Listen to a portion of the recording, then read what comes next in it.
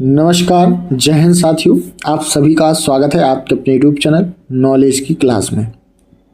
साथियों, आज की इस वीडियो में हम बात करेंगे मध्य प्रदेश महिला पर्यवेक्षक भर्ती की। जी हाँ, महिला पर्यवेक्षक भर्ती का ये प्रैक्टिस सेट नंबर 36 है। जी हाँ, प्रैक्टिस सेट नंबर कौन सा है? 36 है। 35 हम प्रैक्टिस सेट साथियों अपलोड कर चुके हैं, प्लेलिस्ट बनी हुई है, आप लोग जाइए और 35 सारे पार्ट्स को देख लीजिए। आपको ये वीडियो पसंद आए तो वीडियो को लाइक करें, शेयर करें और चैनल पे आप नए हैं तो चैनल को जरूर सब्सक्राइब कर लें। चलिए, आज का पहला प्रश्न है, निम्नलिखित में से कौन सी आकृति संगीतकारों, वाद्यकारों और वायलिन बजाने वालों को प्रदर्शित करती है? ठीक है, तो यहाँ पर जो संगीतकार हैं, वाद्यकार हैं या वायलिन है, तो संगीतकार के ही अंदर कौन आता है? वाद्यकार आता है। वाद्यकार के अंदर कौन आता है? वायलिन आता है। तो ऑप्शन ए क्या होगा करेक्ट आंसर? ऑप्शन ए क्या हो जाएगा राइट आंसर। चलिए, दूसरा प्रश्न है, रजोधर्म होता है, आपके ऑप्शन है पुटक उत्तेजक हार्मोन की कमी से। दूसरा ऑप्शन है ऑप्शन बी लुटिनाइजिंग हार्मोन के बढ़ने से। ऑप्शन सी एस्ट्रोजन तथा प्रोजेस्टेरोन की कमी से। तो करेक्ट आंसर हो जाएगा ऑप्शन सी एस्ट्रोजन तथा प्रोजेस्टेरोन की कमी से क्या होता है? रजोधर्म होता है। ऑप्शन सी क्या होगा राइट आंसर। अगला प्रश्न है, बाल विवाह अधिनियम 2006 के अनुसार महिलाओं में बालक का अर्थ है कि वह व्यक्ति जिनकी उम्र वर्ष पूरा नहीं हुई है। तो कितनी वर्ष उम्र पूरा नहीं हुई है? ठीक है, तो 18 साल। ऑप्शन ए क्या होगा राइट आंसर? 18 वर्ष। हिंदू उत्तराधिकार अधिनियम 1956 निम्न में से किन व्यक्तियों पर लागू होता है? आपके ऑप्शन है ब्राह्मण समाज के अनुयायी। ऑप्शन बी है एक व्यक्ति जो बौद्ध धर्म के कन्वर्ट है। ऑप्शन सी उपयुक्त दोनों और ऑप्शन डी है इनमें से कोई नहीं। तो राइट आंसर हो जाएगा ऑप्शन सी उपयुक्त दोनों। ये दोनों हिंदू उत्तराधिकार अधिनियम 1956 के अंतर्गत लागू होते हैं। ऑप्शन सी क्या होगा राइट आंसर? ठीक है, ये दोनों शामिल होंगे। निम्न में से कौन सी योजना विश्व का सबसे बड़ा एवं सबसे अनोखी आउटरीच कार्यक्रम है? जी हाँ, निम्न में से कौन सी योजना के तहत विश्व का सबसे बड़ा एवं सबसे अनोखी आउटरीच कार्यक्रम है? आपके ऑप्शन है राष्ट्रीय बाल स्वास्थ्य कार्यक्रम। ऑप्शन बी बाल विकास योजना। ऑप्शन सी समेकित बाल संरक्षण योजना। ऑप्शन डी किशोरी शक्ति योजना। तो राइट आंसर हो जाएगा ऑप्शन सी समेकित बाल संरक्षण योजना विश्व का सबसे बड़ा एवं सबसे अनोखी आउटरीच कार्यक्रम है। ऑप्शन सी क्या होगा राइट आंसर? ऑप्शन सी क्या होगा करेक्ट। दांत का कौन सा भाग एनेमेल से ढका होता है? क्राउन, मूल, डेंटाइन। ऑप्शन डी है उपयुक्त सभी। तो दांत का कौन सा भाग है जो एनेमेल से ढका होता है? तो भाग हो जाएगा कौन सा आपको बताना है। करेक्ट आंसर हो जाएगा ऑप्शन ए क्राउन। ठीक है, दांत का कौन सा भाग एनेमल से ढका होता है? तो क्राउन से। ऑप्शन ए क्या होगा राइट आंसर। सिम का पूरा नाम है, सिम का यहाँ पर पूरा नाम बताना क्या है? तो सिम का पूरा नाम होता है सब्सक्राइबर आइडेंटिटी मॉड्यूल। तो ये किस ऑप्शन में दिया है? तो ऑप्शन ए में। तो राइट आंसर हो जाएगा सब्सक्राइबर आइडेंटिटी मॉड्यूल। सिम का फुल फॉर्म होता है, पूर्ण रूप होता है। ऑप्शन ए क्या होगा राइट आंसर। चलिए, नेक्स्ट क्वेश्चन है, पंचायती राज मंत्रालय ने किस वर्ष में अपने मंत्रालय के सूचना प्रौद्योगिकी कार्यक्रम का मूल्यांकन करने एक विशेष समूह का गठन किया? तो ये कब किया था? 2004, 5, 6 या 7 में? तो राइट आंसर हो जाएगा ऑप्शन डी 2007। 2007 में मंत्रालय के द्वारा ये सूचना प्रौद्योगिकी कार्यक्रम का मूल्यांकन करने के लिए एक विशेष समूह का गठन किया है। तो ऑप्शन डी क्या होगा राइट आंसर। 1978 के पूर्व संपत्ति का अधिकार संविधान के कौन से अनुच्छेद के अंतर्गत आता था? 19(1) घ, 19(1) ड़ा, 19(1) चा और 19(1) छा। तो राइट आंसर हो जाएगा ऑप्शन सी 19(1) चा के तहत ये आता था। ऑप्शन सी क्या होगा राइट आंसर। चलिए अगला प्रश्न है, एक परीक्षा में उत्तीर्ण होने के लिए 35% अंक लेने होते हैं। एक अभ्यर्थी को 40 अंक मिले तथा 30 अंकों से वो अनुत्तीर्ण हो गया यानी कि फेल हो गया, तो परीक्षा की अधिकतम अंक कितने होंगे, यानी कि परीक्षा का यहाँ पर पूर्णांक पूछा गया कितने का है, 280 का, 180 का, 200 का, 150।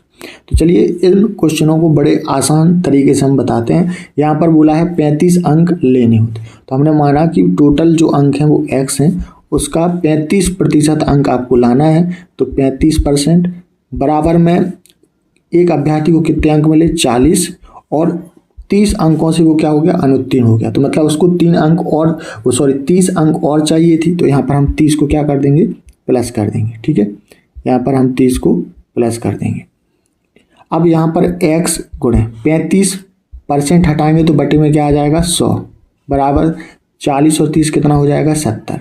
तो यहाँ पर x बराबर क्या आ जाएगा 70, यहाँ पर गुणा हो जाएगा आपस में 70 गुणे 100 बटे में कितना आएगा 35, ठीक है। तो 35 से इसको कैंसिल कर देंगे, 35 दूनी 70 और 100 का गुणा 2 में करेंगे तो कितना आ जाएगा x बराबर 200, ठीक है। तो यहाँ पर हम टोटल पूर्णांक कितना मान के गए थे x को मान के गए थे, तो इसकी जो वैल्यू आई कितनी 200। तो राइट आंसर हो जाएगा ऑप्शन सी। ऑप्शन सी क्या होगा करेक्ट आंसर। क्वेश्चन है, राष्ट्रीय महिला आयोग में कितने सदस्य होते हैं, 4, 5, 6, 7, ठीक है। तो इस क्वेश्चन का आप सभी कमेंट बॉक्स में कमेंट करके आंसर बताएं। राष्ट्रीय महिला आयोग में कितने सदस्य होते हैं, ये आपने अगर एक प्रैक्टिस सेट हमारे सारे लगाए हैं तो आपको पता होगा, ठीक है, इसका आंसर, क्योंकि हमने किसी ना किसी प्रैक्टिस सेट में बताया है कि राष्ट्रीय महिला आयोग में कितने सदस्य होते हैं, 4, option B 5, option C 6, option D 7। तो फटाफट से आप लोग कमेंट बॉक्स में कमेंट करके आंसर जरूर बताएं इसका। अगला प्रश्न है, नाभि रज्जु यानी गर्भनाल के संक्रमण के संकेतों में शामिल है। तो आपके ऑप्शन है आधार का लाल या सूजा हुआ दिखना, ऑप्शन बी रक्तस्राव होते रहना, ऑप्शन सी पीला या सफ़ेद मवाद निकलना और ऑप्शन डी है उपयुक्त सभी। तो करेक्ट आंसर हो जाएगा ऑप्शन डी उपयुक्त सभी। ऑप्शन डी क्या होगा राइट आंसर। काला अजार नियंत्रण कार्यक्रम वर्ष में शुरू हुआ था, तो कब शुरू हुआ था, 1980, 81, 1990, 91, 2001, 2006 और 11।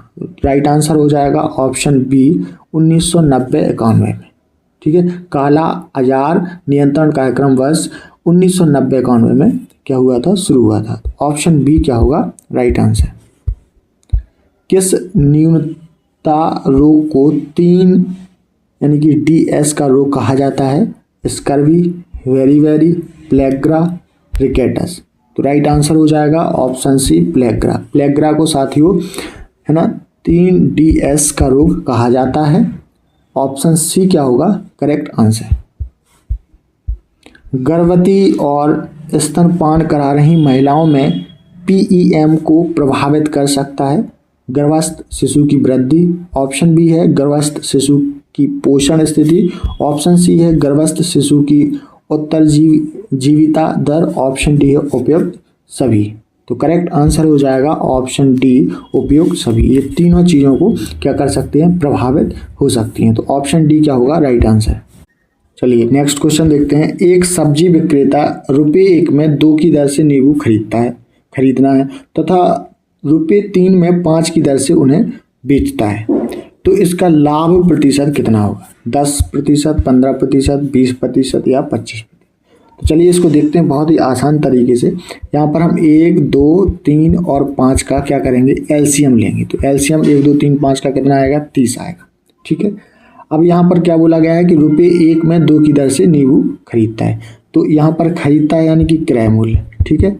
क्रय मूल्य कितना हो जाएगा 1/2 गुणे 30, ठीक है। कैंसिल करेंगे तो कितना आ जाएगा 15। तो ये 15 हमारा क्या आ गया क्रय मूल्य आ गया, ठीक है। और अब वो ₹3 में 5 की दर से क्या करता है बेचता है, तो हम कितना लिखेंगे 3/15, ठीक है। 15 क्या है हमारा 15 है हमारा क्रय मूल्य।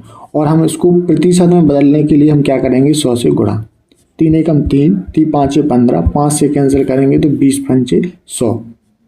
तो हमारा राइट आंसर आ जाएगा ऑप्शन सी 20%। ठीक है, तो इस तरीके से उसका लाभ प्रतिशत कितना होगा, 20। चलिए नेक्स्ट क्वेश्चन है, कौन से वित्तीय वर्ष से पिछड़ा क्षेत्र अनुदान निधि कार्यक्रम को बजटीय सहायता से अलग कर दिया गया? आपके ऑप्शन है 12-13, 13-14, 14-15, ऑप्शन डी है 15-16। तो इसका राइट आंसर हो जाएगा ऑप्शन डी 15-16। ऑप्शन डी क्या होगा राइट आंसर। नेक्स्ट क्वेश्चन है और इम्पोर्टेंट है, सही विकल्प का चयन करें जो श्रृंखला में दिए गए पैटर्न को जारी रखे। यहाँ पर हमें ये दिया गया है और यहाँ क्वेश्चन मार्क पर क्या आएगा ये चीज़ हमको बताना है। तो यहाँ ध्यान से देखिए, जी का जो नंबर होता है वो 7, आर का कितना होता है 18, आईपी का 9, 16। इसके बाद के एन में के का कितना स्थान होता है 11, एन का कितना होता है 14। इसके बाद एम एल का कितना होता है, तो एम एल का होता है 13 और इसके बाद एल का कितना होता है 12। ठीक है, तो आप यहाँ ध्यान से देखना इस चीज़ को कि यहाँ 7 से 9 हुआ, ठीक है, 9 से 11 हुआ, 11 से कितना हुआ 13 हुआ, तो 13 के बाद क्या आएगा यहाँ पर, क्या आएगा 14, 15। ठीक है, तो यहाँ पर क्या हुआ है 2-2 प्लस होते जा रहे हैं। यहाँ पर देखना आप 18 के बाद 16 यानी कि 2 कम हुआ, 16 के बाद 14 2 कम हुआ, 14 के बाद यहाँ पर ये क्या है 12 2 कम हुआ, तो 12 के बाद क्या आएगा यहाँ पर 10 आएगा। तो इसका राइट आंसर हो जाएगा ऑप्शन सी। ऑप्शन सी क्या होगा करेक्ट आंसर, यानी कि ओ आ जाएगा यहाँ पर और यहाँ पर क्या आ जाएगा जे। ठीक है, तो इस तरीके से +2 और -2 का क्रम बन रहा है, यहाँ पर पैटर्न बन रहा है। तो ऑप्शन सी क्या होगा राइट आंसर। ठीक है, आप लोग याद रखेंगे ऑप्शन सी। चलिए नेक्स्ट क्वेश्चन है, प्रोटीन की कमी से हो सकता है खांसी, जलना, पेशीय क्षय, उत्तेजना यानी कि जलन खुजली। तो राइट आंसर होगा ऑप्शन सी पेशी क्षय। प्रोटीन की कमी से हो सकता है पेशी क्षय। ऑप्शन सी क्या होगा राइट आंसर। निम्नलिखित प्रयोजनों से स्वस्थ पेशेवरों द्वारा 5 भोजन समूह प्रणाली का उपयोग किया जा सकता है पोषण संबंधी परामर्श के साधन में। ऑप्शन बी है भोज्य पदार्थों की लेबलिंग एवं निगरानी तंत्र। ऑप्शन सी है रोगी को उपचारात्मक आहार समझना। ऑप्शन डी है उपयुक्त सभी। तो करेक्ट आंसर हो जाएगा ऑप्शन डी उपयुक्त सभी। ऑप्शन डी क्या होगा करेक्ट। अवांछनीय परिणामों के जोखिमों के बिना गर्भाधान करने हेतु उपयुक्त आयु रेंज है 17 से 30, 20 से 35, 25 से 40, 25 से 50। तो राइट आंसर हो जाएगा ऑप्शन बी 20 से 35 वर्ष। कितनी है 20 से 35 वर्ष गर्भाधान करने हेतु उपयुक्त आयु रेंज है। ऑप्शन बी 20 से 35 वर्ष। नवजात शिशुओं को की रोकथाम के लिए ट्रिपल एंटीजन वैक्सीन दिया जाता है। जी हाँ, तो ये दिया जाता है ट्रिपल मतलब 3। तो 3 वो कौन सी हैं, तो डिप्थीरिया, काली खांसी, टेटनस। तो ऑप्शन बी क्या होगा राइट आंसर। कौन कौन सी, डिप्थीरिया, काली खांसी और टेटनस। ऑप्शन बी क्या होगा राइट आंसर। गर्भवती महिला के आहार में इनमें से किसे शामिल नहीं किया जा सकता है। फल और सब्जियां किया जा सकता है, दूध व दूध से बने उत्पाद किए जा सकते हैं, अनाज एवं दालें भी की जा सकती हैं, लेकिन यहाँ पर एल्कोहल और धूम्रपान ये शामिल नहीं किया जा सकता। ऑप्शन सी क्या होगा राइट आंसर। इनमें से कौन एक आवश्यक अमीनो अम्ल है। एलानिन, एस्पार्टिक अम्ल, ग्लूटामिक अम्ल। ऑप्शन डी है लायसिन। तो करेक्ट आंसर हो जाएगा ऑप्शन डी लायसिन। कौन एक आवश्यक अमीनो अम्ल है, तो कौन सा है लायसिन। ऑप्शन डी क्या होगा राइट आंसर। खसरे के लिए इनमें से कौन उत्तरदायी है। जीवाणु, विषाणु, शैवाल, कवक। तो राइट आंसर हो जाएगा ऑप्शन बी विषाणु। कौन उत्तरदायी है विषाणु। ऑप्शन बी क्या होगा राइट आंसर। इनमें से कौन सा विटामिन शरीर में संश्लेषित हो सकता है। Vitamin A, vitamin C, vitamin D या विटामिन ई। तो राइट आंसर हो जाएगा option C vitamin D. Vitamin D शरीर में संश्लेषित हो सकता है। ऑप्शन सी क्या होगा राइट आंसर। ICMR 2010 के अनुसार 1 से 3 वर्ष आयु वर्ग के बच्चों को प्रतिदिन आवश्यक किलो कैलोरी है 2100, 1800, 690, 1060। तो राइट आंसर हो जाएगा ऑप्शन डी 1060 किलो कैलोरी। 1 से 3 वर्ष आयु वर्ग के बच्चों को प्रतिदिन आवश्यक कैलोरी है 1060 यानी कि 1060 किलो कैलोरी। ऑप्शन डी क्या होगा राइट आंसर। प्रश्न है, कई महिलाओं को थोड़ी उबकाई या उल्टियाँ या मॉर्निंग सिकनेस होती है जो विशेष रूप से के दौरान होती है। गर्भावस्था के पहले महीने, गर्भावस्था के 1 से 3 महीने, गर्भावस्था के 4 से 6 महीने, गर्भावस्था के 6 से 9 महीने। तो राइट आंसर होगा ऑप्शन बी, गर्भावस्था के 1 से 3 महीने में ये सारी समस्याएं दिखाई देती हैं। ऑप्शन बी क्या होगा राइट आंसर 1 से 3 महीने। भारत सरकार द्वारा पोषण संबंधी रक्तपलता रोग निरोध कार्यक्रम वर्ष में आरंभ किया गया था, शुरू किया गया था। तो 1982 में, 1980 में, 1970 में या 1972 में। तो इसका राइट आंसर बताना है कि क्या होगा। करेक्ट आंसर हो जाएगा ऑप्शन सी 1970। भारत सरकार द्वारा पोषण संबंधी रक्तपलता रोग निरोध कार्यक्रम वर्ष 1970 में शुरू किया गया था। ऑप्शन सी क्या होगा राइट आंसर।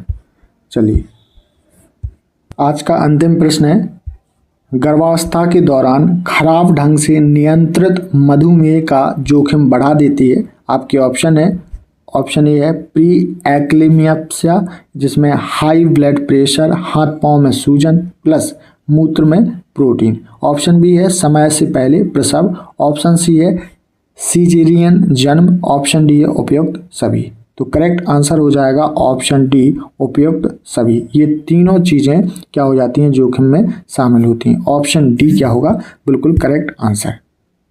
ठीक है, याद रखेंगे। तो साथियों यहाँ पर हमने बहुत ही महत्वपूर्ण प्रश्नों को देखा जो मध्य प्रदेश महिला पर्यवेक्षक भर्ती के लिए बहुत बहुत महत्वपूर्ण है। और आप ऐसे ही प्रश्न डेली देखना चाहते हैं तो चैनल को जरूर सब्सक्राइब कर लें और वीडियो पसंद आया हो तो लाइक और शेयर जरूर करें। धन्यवाद।